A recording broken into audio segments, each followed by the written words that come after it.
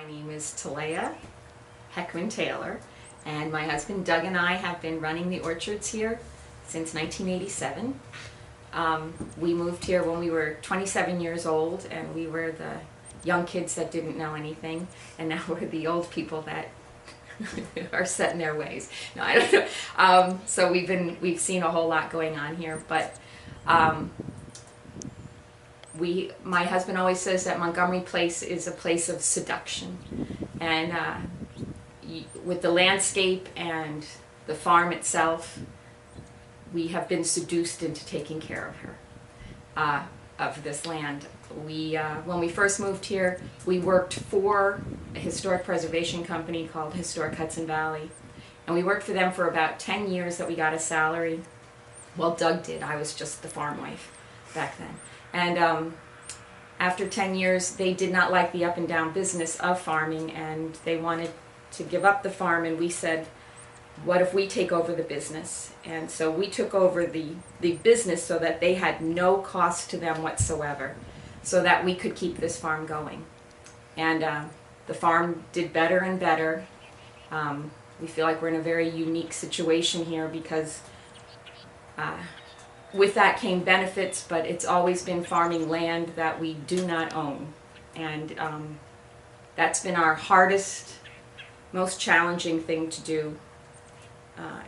If I could live my life over again, I don't think I would do it. You have to farm land you own. You put everything into it, blood, sweat, tears, everything goes into it, and to then not be able to pass it on to your children to do all that work and to give up so much, it's a lot. It's hard. But in the same sense, we have been here 32 years. We're very proud that we think we did save this farm. The farm's been here since 1804. It was even here, actually, apple trees have been growing here before 1804. When Janet Livingston built the house, she bought all this land from a Dutch apple grower. My parents are both off-the-boat Dutch people, so I'm very proud to carry on that tradition here. My father was an apple grower in Holland and came here.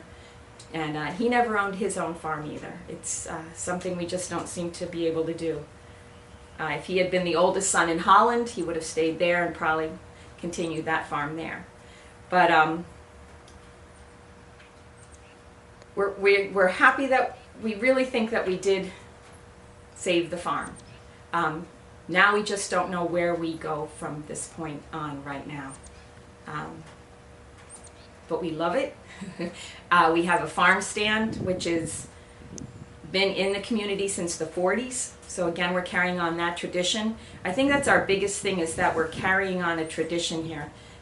Before we arrived, the house that we get to live in here was built in 1860 for the farm manager back then.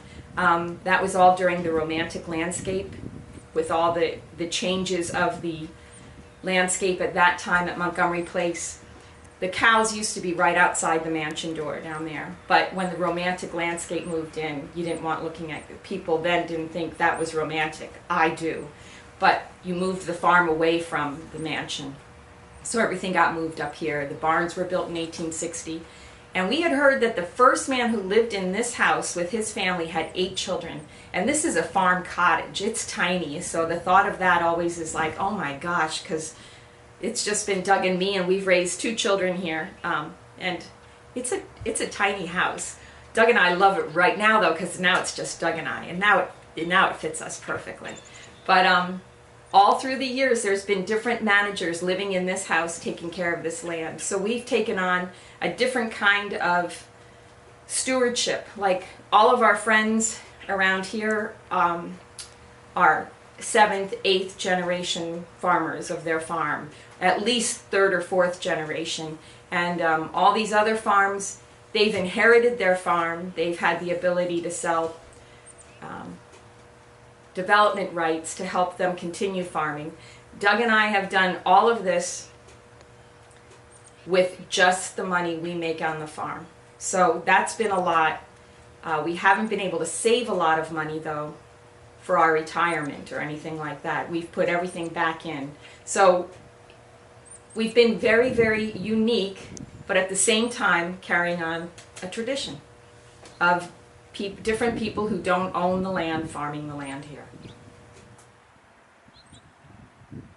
My husband always says when he's in the spring, when he's spraying apple orchards, he's usually doing it at night. And he said all the trees, it's like they get all dressed up. They put on their blossoms, all fancy. They smell beautiful, put on their perfume. And he says he's out there and it's like the trees say, take care of me, take care of me. And they seduce him. And that's what it's been like for us here. We just feel that the land, once you get in, it just sucks you in and you get caught up. And farming, the two words for farmers that you're going to hear over and over again is next year. Because you always want to do it a little better next year. So you get seduced into doing that and getting it better and better every year. So that's what we've been doing. And all of a sudden, it's 32 years later.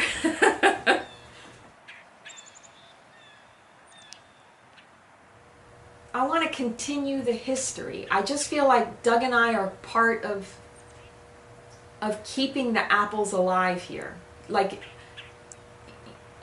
apples have been growing here for like 250 years. If it stopped with us, I'd be devastated.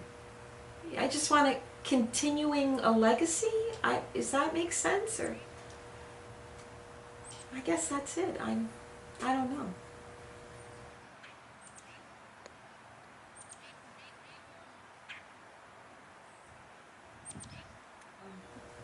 Having breast cancer this year, for me, was one of the greatest gifts God's ever given me, because last year, 2017, was a really hectic season, and it just seems to be getting busier and busier, and we don't have any time. And in January, Doug and I sat down and we said, okay, we have to reevaluate. We have to start simplifying our life and just trying to get things. So I had set all goals for myself. The number one goal was I was going to sit on the front porch more. We have this spectacular front porch of which I hardly ever sit down at all. And if I do sit down, it's like, oh gosh, but I should be doing this, I should be doing that. It's my fantasy in life to be bored, which is, I'm not complaining because what a wonderful thing to be. But when I was sick, I sat on that front porch the month of June, and I got to look at things. I got to listen. I've never been able to do that without the guilt of, oh my gosh, I should be doing this. I just got to sit. I didn't read. I was going to paint new road signs. I did nothing but listen to the birds, listen to the wind, and just be. And I realized how tired I was and how important it was to sit back and just look and feel. And that was a gift for me this year. I don't know if Doug and I will ever be able to do something else. It's become part of us. It's just, Doug doesn't let anyone else mow because he knows every bump. He knows where every big rock is. We know it.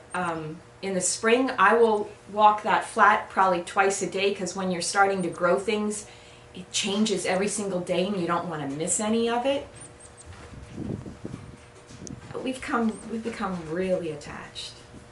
That's why we're still here, I guess.